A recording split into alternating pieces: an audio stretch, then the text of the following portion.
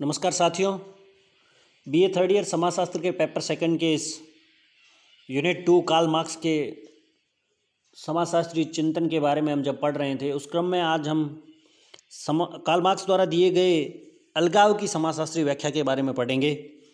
अलगाव अंग्रेजी शब्द एलिनेशन से होता है और अलगाव शब्द लैटिन भाषा के जो एलिन शब्द है उससे बना हुआ है और जिसका अर्थ होता है परकीय व्यक्ति। ग्रीक समाजों में यह शब्द साधुओं, पागलों या विरक्त व्यक्तियों के लिए प्रयोग किया जाता था, अर्थात जो समाज की मुख्य धारा से कट कर रहता था उनके लिए। अलगाव का शाब्दिक अर्थ स्व से विरक्ति है, अर्थात सेल्फ से जो सेल्फ स्ट्रेंजमेंट है वह ही अलगाव कहलाता है। अर्थात यह व्यक्ति की वह सामाजिक मनोवैज्ञानिक अवस्था है जिसमें वह स्वयं से रुचि खोकर अचेतन अपनी जैविकी आवश्यकताओं की प्रत्युत्तर देने लगता है। मार्क्स से पहले भी रूसो, जाइमरमैन, एरिक फ्रॉम जैसे विद्वानों ने अलगाव पर अपने अपने विचार दिए हैं। रूसो ने अपनी पुस्तक सोशल कॉन्ट्रैक्ट में अलगाव का कारण राज्य का अपने सदस्यों से स्वतंत्रता का हनन है। इनके अनुसार राज्य ने बेशक व्यक्ति के जान माल की सुरक्षा की गारंटी दी है, परंतु बदले में उसकी स्वतंत्रता छीन ली है। राज्य अपनी इच्छाओं का चूंकि बहुत अधिक आरोपण करता है, इसलिए व्यक्ति में अलगाव की भावना आती है। ईगल अलगाव को आध्यात्मिक व्याख्या के तहत बताते हैं।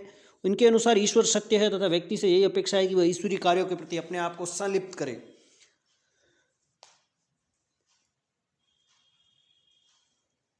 परंतु मनुष्य असत्य की ओर प्रेरित है, इसलिए उसे किसी वस्तु या पदार्थ से दीर्घ लगाव नहीं होता और अंततः वह स्वयं से भी पृथक हो जाता है। डेविड रिजमैन महानगरीय भीड़ भरे जीवन के एकाकीपन में अलगाव के कारणों को देखते हैं और डेविड रिजमैन ने अपनी पुस्तक लॉनली क्राउड में यह लिखा है कि महानगरों में किसी को किसी के लिए फुर्सत नहीं है। व्यक्ति अपने पारिवारिक तथा सामाजिक संबंधों से कटा रहता है और वह अपनी मौलिक जरूरतें, स्नेह, सहानुभूति आदि से भी पूरी नहीं कर पाता। फलस्वरूप वह समाज के अलग थलग सा रहता है, जो अंततः उसे अलगाव की स्थिति में लाता है। जॉर्ज ओमन्स भी रिजमैन के विचारों से सहमत है, जो मानते हैं कि महानगर व्यक्तियों का एक धूल भरा ढेर है जिसमें सभी साथ तो रहते हैं परंतु फिर भी अकेले हैं। उपरोक्त अलगाव की अवधारणाएं हैं, इनमें समाजशास्त्रीय तथा सामाजिक परिप्रेक्ष्य का अभाव है। मार्क्स ने जो विचार रखे वह समाजशास्त्रीय दृष्टिकोण से महत्वपूर्ण है। मार्क्स ने कहा, वैसे तो अलगाव सभी युगों में रहा है, परंतु औद्योगिक पूंजीवादी यूरोप में वह अपने आप में चरम पर था। मार्क्स अलगाव के व्यक्तिगत तथा मनोवैज्ञानिक कारणों को स्वीकार नहीं करते, बल्कि वह इसे उत्पादन की प्रणाली में देखते हैं। मार्क्स ने पूंजीवादी समाज में अलगाव के दो कारण पाए हैं। पहला है श्रम का अवस्तुकरण और दूसरा है शोषण, D objectification of the labour and exploitation. ये दोनों जो प्रमुख कारण हैं, ये मार्क्स ने पूंजीवादी समाज में अलगाव के प्रमुख कारण बताए हैं। सबसे पहले है श्रम का अवस्तुकरण। मार्क्स के मतानुसार मनुष्य एक सृजनशील प्राणी है, उसे सृजन से संतुष्टि मिलती है। वह अपने श्रम से तरह तरह की वस्तुओं का निर्माण करता है, जिसे मार्क्स के शब्दों में श्रम का वस्तुकरण कहते हैं। परंतु पूंजीवादी समाज में मनुष्य श्रम तो करता है लेकिन सृजन नहीं करता, क्योंकि सृजन का कार्य मशीन या कारखाना करता है। इसलिए पूंजीवादी समाजों में श्रमिक से उसकी सृजनशीलता छीन ली है तथा वह मात्र अपने जीविका के लिए श्रम करता है, इसलिए उत्पादन तथा उत्पाद में वह रुचि नहीं लेता। दूसरा है शोषण। अन्य उत्पादन प्रणालियों के विपरीत पूंजीवादी समाज में उत्पादन उपभोग के लिए न होकर लाभ के लिए होता है। मार्क्स ने अपने अतिरिक्त मूल्य के सिद्धांत में लिखा है कि पूंजीवादी समाज में शोषण की प्रकृति को उजागर किया। उन्होंने बताया कि श्रमिक जिस मात्रा में वस्तु पर श्रम करता है तथा जिससे बाजार में उससे मूल्य सुनिश्चित होता है, वह पदार्थ का अतिरिक्त मूल्य है तथा यह मूल्य वास्तविकता में श्रमिक को मिलना चाहिए, परंतु उसे न मिलकर पूंजीपति को जाता है। दूसरी तरफ पूंजीपति अतिरिक्त मूल्य का लाभ प्राप्त कर जितना अधिक शक्तिशाली होता है, वह उतना ही अधिक श्रमिकों का शोषण करता है। फलस्वरूप पूंजीवादी समाज की प्रकृति ऐसी है कि श्रमिक में चरणबद्ध तरीके से अलगाव फैलता है।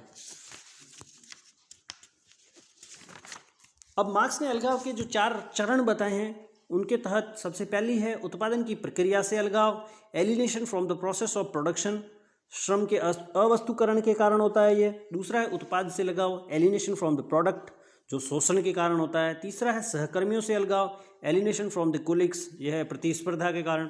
और लास्ट है स्वयं से अलगाव, एलिनेशन फ्रॉम द सेल्फ, यह है कंपोजिट रीजन की वजह से। मार्क्स के अलगाव की धारणा ने बौद्धिक जगत को व्यापक रूप से प्रभावित किया। मार्क्स के विचारों के कारण औद्योगिक समाज में सृजनहीनता तथा अलगाव के बीच संबंधों का अध्ययन करने की व्यापक अभिरुचि बढ़ी तथा पूरे यूरोप में इस दिशा में अध्ययन प्रारंभ हो गए। अब मार्क्स के अलावा बहुत सारे विचारकों के अन्य अलगाव पर अन्य विचारकों के भी कुछ विचार हैं, जैसे मैक्स वेबर ने सृजनहीनता तथा अलगाव के बीच सह संबंध पाया। उन्होंने कहा कि नियमों पर अधिक बल दिए जाने के कारण नौकरशाही में सृजनशीलता समाप्त हो जाती है, जिससे नौकरशाहों में अलगाव की भावना देखी जाती है। यही विचार जेम्स वेडर जेनेडिन जिडेन भी रखते हैं, जिनके अनुसार नौकरशाही नियमों पर बल दिए जाने के कारण स्पेशलिस्ट विदाउट स्पिरिट है, अर्थात बिना आत्मा के विशेषज्ञ हो जाते हैं। C.W. मिल्स ने इसे सर्विस सेक्टर में अलगाव की अवधारणा का परीक्षण किया है। In the service sector capable object is being replaced by the capable subject. उन्होंने कहा है कि चूंकि सेवा क्षेत्र योग्यतम वस्तुओं का स्थान अब योग्यतम व्यक्तियों ने ले लिया है, आज वस्तु नहीं व्यक्ति बिकते हैं, इसलिए व्यक्ति वही सारे गुणों से पूर्ण है जो वस्तुओं में पाए जाते हैं। उनमें राग द्वेष प्रेम घृणा के भाव समाप्त होते जा रहे हैं और वो वस्तु की तरह बाजार में बिक रहा है। यही कारण है कि उनमें अलगाव की भावना आ जाती है। इसे call centre, front office, sales person जैसे व्यवसाय में आसानी से देखा जा सकता है। हर्बर्ट मॉर्क्यूज ने न सिर्फ मार्क की धारणा को स्वीकार किया कि सृजनहीनता एवं अलगाव में गहरा संबंध है, बल्कि संशोधित कर यह भी कहा कि अलगाव सिर्फ श्रमिकों में नहीं बल्कि पूंजीपतियों में भी आएगा, क्योंकि वह चूंकि कोई सृजनशील कार्य नहीं करते, इसलिए संभावना इसकी व्यापक है। रॉबर्ट ब्लूमर ने इंग्लैंड तथा स्कॉटलैंड के 20 इंडस्ट्रियल इंस्टीट्यूशंस का अध्ययन किया, जिसमें उन्होंने अलगाव और सृजनहीनता के बीच समानुपातिक संबंध पाया, जिसे उन्होंने यू वक्र से समझाया। जैसे अलगाव बढ़ेगा तो सृजनशीलता, और शिक्षा और जनसंख्या और गरीबी के आधार पर उन्होंने यू वक्र को समझाया। इनमें समानुपातिक संबंध को उन्होंने दर्शाया इस वक्र के माध्यम से। इन्होंने बड़े मशीनीकृत उद्योगों में अलगाव ज़्यादा देखे, जबकि हथकरघा और कुटीर उद्योग अर्थात छोटे उद्योगों में कम।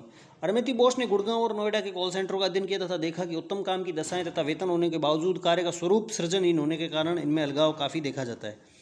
मेल्विन सीमैन ने मार्क्स से अलग अलगाव के आत्मगत कारणों का परीक्षण किया और उन्होंने कहा it depend upon the individual to individual, यह व्यक्ति से व्यक्ति पर निर्भर करता है। इन्होंने अलगाव के 5 कारण बताए, जैसे पावरलेसनेस, मीनिंगलेसनेस, नॉर्मलेसनेस, आइसोलेशन और सेल्फ स्ट्रेंजमेंट।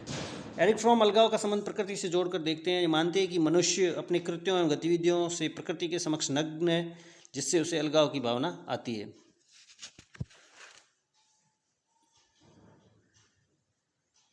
अब हम मार्क्स के अलगाव की अवधारणा का परीक्षण करें तो देखें कि मार्क्स ने पूंजीवादी यूरोप में जिस प्रकार अति मशीनीकरण तथा मनुष्य पर होने वाले उसके प्रभावों का परीक्षण किया, उसे अलगाव का सिद्धांत कहा जाता है। निश्चित रूप से मनुष्य एक सृजनशील प्राणी है तथा सृजनशीलता से उसे संतुष्टि प्राप्त होती है, इसे इनकार नहीं किया जा सकता। मार्क्स के द्वारा इस सिद्धांत के प्रतिपादन के साथ ही विभिन्न औद्योगिक समाजों में इस धारणा का परीक्षण किया गया तथा लगभग सभी अध्ययनों से यह निष्कर्ष निकला कि सृजनहीनता तथा अलगाव के बीच सहसंबंध है। परंतु यह नहीं कहा जा सकता कि मात्र सृजनहीनता से ही अलगाव होता है, बल्कि अलगाव के आत्मगत कारण भी उतने ही महत्वपूर्ण है। जैसे जापान में प्लाज्मा टीवी बनाने वाली एक कंपनी के अध्ययन किया गया, जिसमें स्क्रीन के पीछे काम करने वाले श्रमिकों से पूछा कि क्या आपको मन नहीं करता कि यह देखें कि इसकी स्क्रीन पर कैसे चित्र आते हैं। तो श्रमिक का जवाब था कि मैं इसलिए रात दिन काम करता हूँ कि एक दिन मैं इस प्लाज्मा टीवी को खरीद सकूँ और अपने घर पर फुर्सत से इस पर आने वाले कार्यक्रमों को देख सकूँ। ऐसे ही जर्मनी के वॉक्सवैगन कार की कंपनी में कार्य करने वाले श्रमिकों पर भी अलगाव की अवधारणा दी गई। मार्क्स के सिद्धांत में मशीनीकरण के विरुद्ध एक स्पष्ट पूर्वाग्रह दिखाई देता है। मशीनीकरण से हो सकता है मनुष्य की सृजनशीलता में क्षति हुई हो, परंतु कई ऐसे कार्य हैं जिनको मशीन ने गरिमा प्रदान की और सामाजिक प्रतिष्ठा उन कार्यों की बढ़ी। मार्क्स के सिद्धांत की सबसे बड़ी समस्या यह है कि मार्क्स व्यक्तिगत कारणों की पूर्णतः उपेक्षा करते हैं और न ही वह वैकल्पिक उपायों को सोचते हैं। हो सकता है मार्क्स के समय श्रमिकों को अन्य वैकल्पिक उपाय सोचने का समय या मौका नहीं मिला हो, परंतु जैसे जैसे पूंजीवाद परिपक्व हुआ, लोकतंत्र, श्रमिक संगठन आदि अस्तित्व में आए, श्रमिकों के मनोरंजन और अतिरिक्त गतिविधियों को व्यापक महत्व दिया जाने लगा, जिससे न सिर्फ उनके कार्यों में रुचि बढ़ी बल्कि उनकी उत्पादकता में वृद्धि हुई। अब आज यदि हम वर्तमान पूंजीवादी परिप्रेक्ष्य में मार्क्स के अलगाव की अवधारणा का परीक्षण करें तो मार्क्स के विचारों को पूर्णतः असत्य नहीं कहा जा सकता, क्योंकि CII के वार्षिक रिपोर्ट में पाया गया है कि कर्मचारियों का तेजी से एक स्थान से दूसरे स्थान पर कार्य करने का मुख्य कारण बेहतर वेतन के साथ जड़ कार्य की एकरूपता भी है। आज हेवलेट पैकर्ड, सहारा, रिलायंस, पेप्सी जैसी MNCs अपने कर्मचारियों को अपने प्रतिष्ठानों में रोके रखने के लिए, उनके कार्यों की एकरूपता को कम करने के लिए समय समय पर वार्षिक आयोजन, छुट्टियां, मनोरंजनात्मक कार्य, पिकनिक, खेलकूद आदि का आयोजन करती है, जिससे कि प्रतिष्ठान में उनकी रुचि बनी रहे। जहाँ तक अलगाव का एक और कारण शोषण का प्रश्न है, तो इसे भी लेकर विद्वानों में व्यापक मतभेद है। मार्क्स मानते हैं कि चूंकि किसी वस्तु का अतिरिक्त मूल्य श्रम से जुड़ा है, इसलिए उससे होने वाला लाभ भी श्रमिकों को जाना चाहिए। इस धारणा को स्वीकार करना अत्यंत कठिन है। वस्तु के अतिरिक्त मूल्य बढ़ाने में पूंजी, तकनीक, ऊर्जा आदि का श्रम के साथ योगदान है। ऐसे में लाभ नहीं बढ़ना चाहिए, इसे मार्क्स स्वीकार नहीं करते। शोषण स्वयं एक व्यक्तिनिष्ठ मुद्दा है जिसकी कोई वस्तुनिष्ठ परिभाषा नहीं हो सकती, इसलिए कहना कठिन है कि शोषण है क्या और यह अलगाव के लिए कितना जिम्मेदार है। जिस तरह औद्योगिक समाजों में कुशल श्रम की मांग बढ़ती जा रही है तथा श्रमिक अपने महत्व से परिचित है, इससे वह सर्वश्रेष्ठ वेतन के बाद अपना योगदान देता है। इसलिए शोषण का जो स्वरूप मार्क्स ने अपने समय में देखा था वह आज पूंजीवादी समाजों में नहीं देखा जा सकता। मार्क्स की अलगाव की अवधारणा के दोनों पक्ष श्रम के वस्तुकरण और शोषण का अपना महत्व है, परंतु इसे अलगाव के एकमात्र कारण के रूप में नहीं देखा जा सकता।